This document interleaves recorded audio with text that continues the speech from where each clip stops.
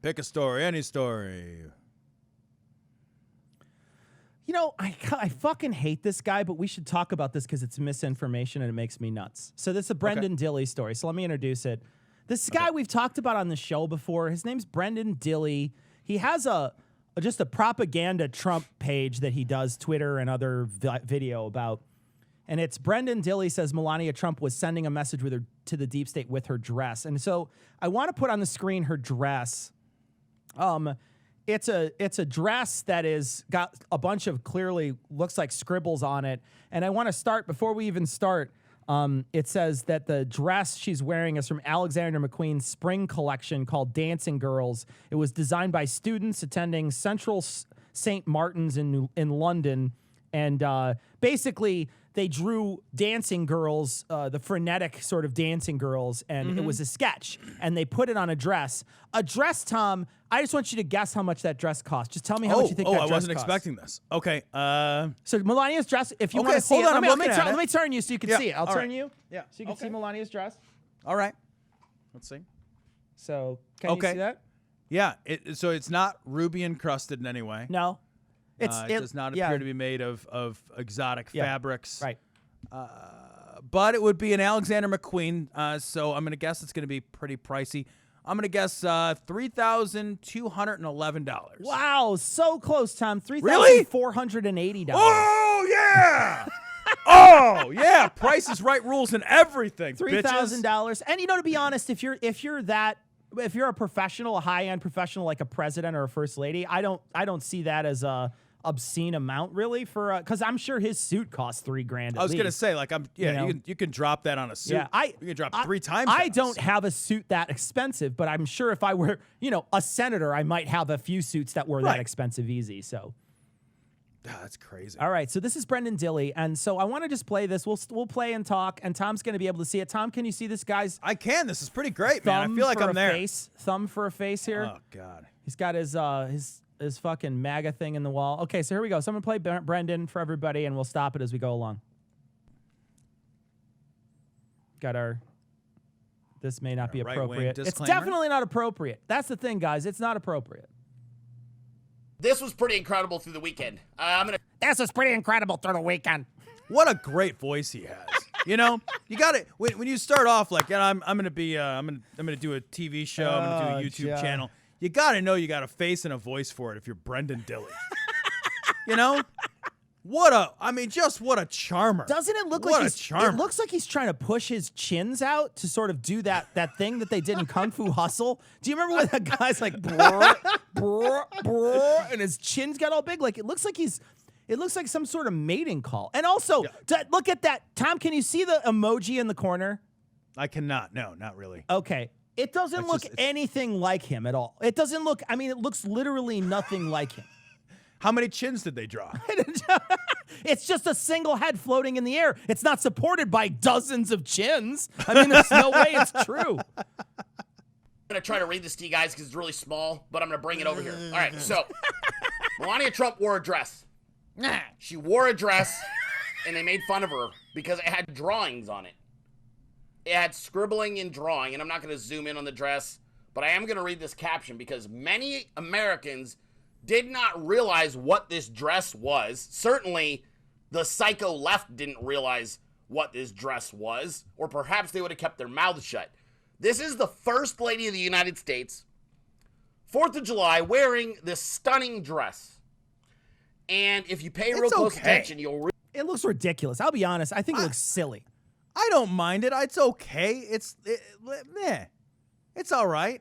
It's okay from the front. The back with the scribbles on it looks weird. Oh, I didn't see the back. So the back, if you look at the screen right now, do you see the scribbles here? I do, yeah. Oh, yeah. It looks weird in the back. I don't mind the front. It's like, it's a weird pattern, whatever. But in the back, it looks like somebody was like screaming Satan and trying to drive the pen through this fucking fucking paper there. I guess I'm just saying, like, in no way would I call the dress stunning. Like, if I saw somebody in that dress, I would not remember it. Like, it's not even memorable one way or the other. Right. Hold on, Tom. I got to pay my parking, buddy. Okay. Yeah. All right. Because we have gotten 7 or 8 fucking tickets here. I know. I have gotten all of them. Don't say we. It's always been me. they come by and they fucking love to look at us and be like, oh, you guys gotta, are you paying this fucking contractor your fucking parking out here? Here we go. Realize there's a message here. And this is the caption from Uncle Sam's Misguided Children's account. Oh, that's it. So you know it's true. Social media made fun of Melania's dress she wore last night. They said it looked like President Trump scribbled on it with a marker. Yeah, it was him trying to say that the coronavirus wasn't bad. He just keeps circling it with that Sharpie. He was just showing. Yeah. He was just showing where the next hurricane was gonna hit. I'm gonna come on you here and here and here. How fucking cringy was that when he took a fucking map from the National Weather Service and he put a little drawing on it, a little bubble to say, I meant to say that and I meant it. Oh God, it's so cringe. God damn. So here's the non-political real story. Non-political. It is a dress designed by Alexander McQueen using sketches drawn by victims of child sexual abuse to describe their feelings. No. The First Lady is incredible.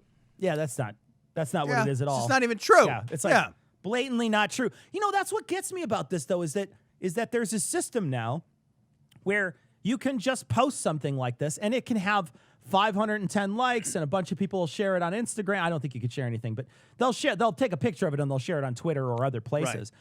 And there's the checks and balances for it are someone will come on in the comment and say it's bullshit and nobody will pay attention, or there'll be a Snopes article for it and nobody pays attention to it. No. I mean, today I got a message from someone, I think a listener of the show sent a message to me, and it was something like, gosh, what was it? Oh, Ocasio-Cortez basically tells everybody, no, we've got to keep everything shut so they vote everybody out in November.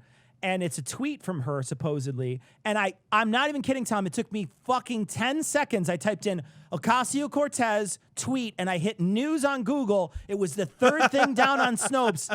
False. She never said it. It was not a thing that she said. But the fucking retraction's always on fucking page fucking 8. Yeah. It's never on the first page.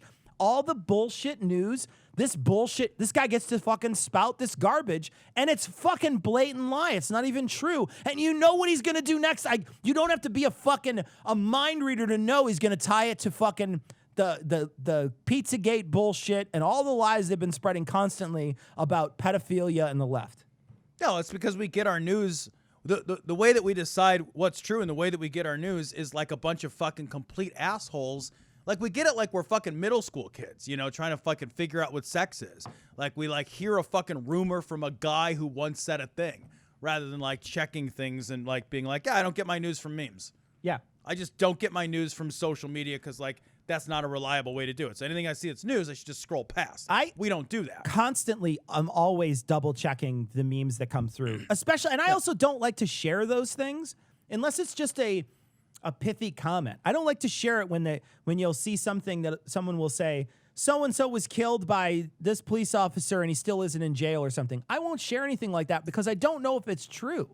I'm not going to go out of my way to be like, I don't know what happened. I don't know what's true and what's not true about it. And that happens, and that's just one example. There's a million other examples. There's a million. And don't get me wrong, there's plenty of articles that you could share where that police officer is shown to be doing the wrong thing and has murdered someone. You could find a reliable source, but instead people are sharing these pictures, and it's the worst. It's genuinely the worst, and it's the worst way to get your information.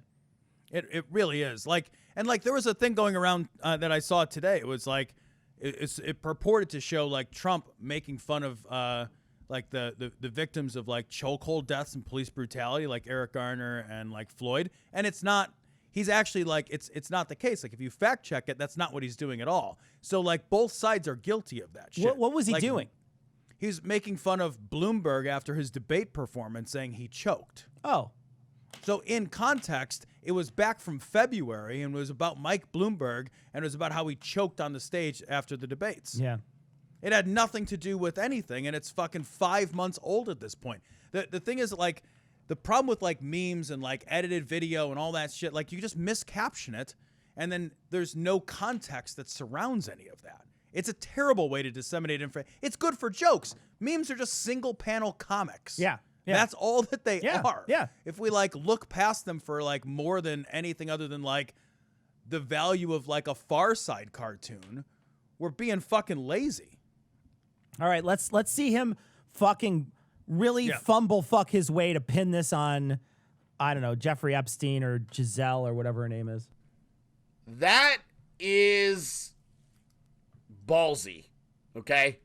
Melania Trump, I always highlight the fact that she's graceful and brilliant and kind. And copies Melania's Obama's speech word for word. Other than that, she's fucking brilliant. Yeah, how do we know that she's any of those things? Like, she kind of stays mostly out of the limelight and just scowls most of the time. Like, her job is primarily a scowling-based position. Like, she genuinely scowls all the time, too. Like, there was that one time recently where he turned to her and told her to smile, and she seriously, like, her fucking face malfunctioned in the middle of it. It was one of those... She tried to make a smile. She's like... Call up, do me a favor, put on the screen the Right Wing Watch where you've got this from, because it's got a picture of her, and, like, nobody scowls as hard as Melania scowls. Like, she just looks frozen. It is a rictus of a face. She is unhappy. Look at that. Look at that face. That is a scowl. Like, fine, I would scowl too if I had to stand within fucking 100 yards of Donald Trump, much less share a home with him. She looks like she's going to star in Sleepwalkers 2.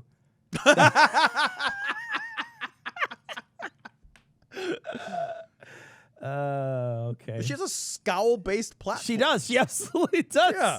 I want to see, man, I wish I could, I'd have to go through our old Twitter feed, and it would take me a long time to find it.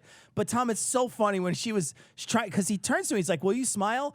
And I think she tries to smile for a second, but then realizes how much she hates him and then goes back to the scowl. And so mid-smile, she's like, and she just like fucking, her face malfunctions, and she gives up and goes back to fucking like resting devastator face. It's unbelievable. All right, so let's do a little more of this, because he hasn't pinned it on them yet. Give him a second. Yep. And elegant, but one thing that I probably need to highlight more frequently, and I've done it a couple of times, but not recently, is how fucking... This guy sounds like, he's at the perfect frequency for the, like, for the awooga alarm that you hear. Yeah! Ballsy and courageous that woman is. Ballsy. She had huge balls. She is sending a message to the deep state. I refuse to believe that Melania Trump just happened to wear that dress 2-3 days after Ghislaine Maxwell was arrested, and it's been now reported that she is participating and giving up names and information with all the people involved with the pedophile sex trafficking. And Melania wears that dress. I do not think that's an accident or a coincidence. Okay. Yeah, you and Liz Crokin, who is the one who actually originated There this. are no coincidences. And between the two of you guys got 19 fingers. So you could congratulations. I love it. Like, none of that's like all the conclusions he draws about how, like, man, you know, like, I refuse to believe it's a coincidence. Like, well, does it bother you that that's not what happened at all to start with? It kind of is problematic for all the conclusions thereafter. Right. Okay, Somebody said his voice and face is incredibly punchable. You have got that right. Yeah, man. And guys, he really has the most punchable fucking face. And he's gone out of his way to say a couple times that he's willing to lie. He doesn't care. He's willing to lie. Yeah. It's not up to him to fact check his shit. He doesn't care. That's up to him, man. We'll see. He's an asshole. Yeah.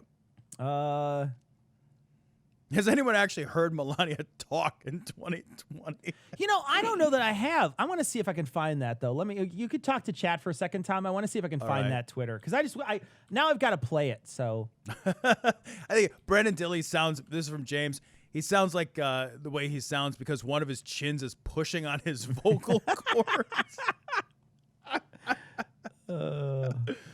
Oh my God! Somebody's wondering if we're gonna do a show during the election.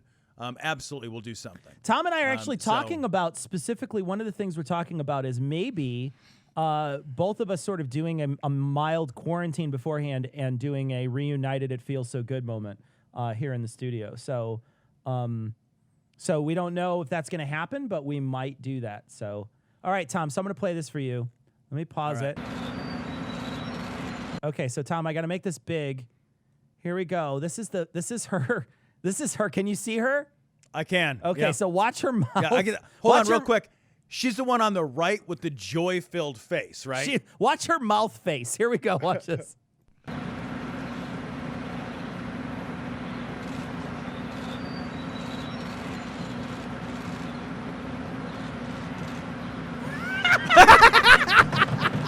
Was that it?